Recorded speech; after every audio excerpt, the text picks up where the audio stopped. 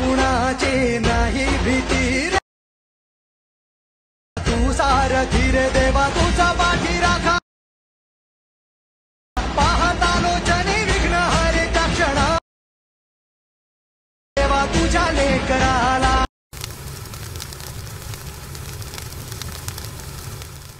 आम्हा कुणाचे नाही भीती रे, तू सारथी रे देवा तुझा पाठी राखा,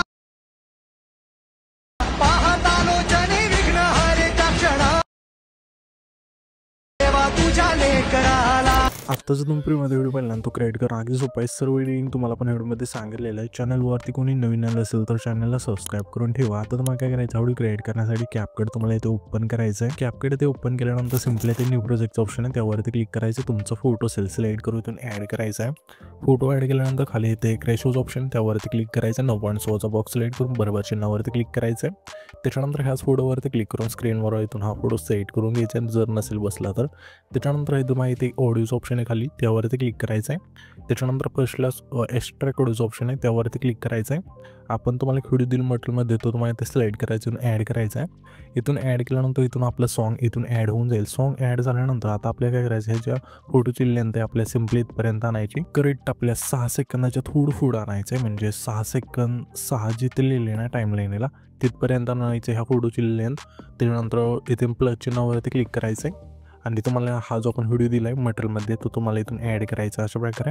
तर इथून ॲड केल्यानंतर ह्याच्यात आपण लिरिक्स हे सर्व लिहिलेलं आहे, सर्व तुम्हाला ह्या व्हिडिओमध्ये मिळून जाईल. आता हा जो फोटो असेल त्यावरती क्लिक करायचा. फर्स्ट लाईक की द्यायची इथे प्लेच्या शेजार कीच ऑप्शन आहे त्यावरती क्लिक करायचं आहे. तर ह्याच फोटो शेवटल्यानंतर फक्त फोटो झूम करायचा की ओपअप लागून जाईल. त्याच्यानंतर पहिल्यांदा उठायचं आहे, इथे इफेक्ट्स ऑप्शन आहे त्यावरती क्लिक करायचं. व्हिडिओ इफेक्टवरती क्लिक करून तुम्हाला सिम्पली ओपनिंग आणि क्लोजिंगच्या ऑप्शनमध्ये द्यायचं आहे. यामध्ये मला हा जो डायमंड झूमचा इफेक्ट आहे तो सिलेक्ट करायचा आणि बरोबर चिन्हावरती क्लिक करायचं आहे. ह्याची लेंथ 4 सेकंदापर्यंत न्यायची अशा प्रकारे.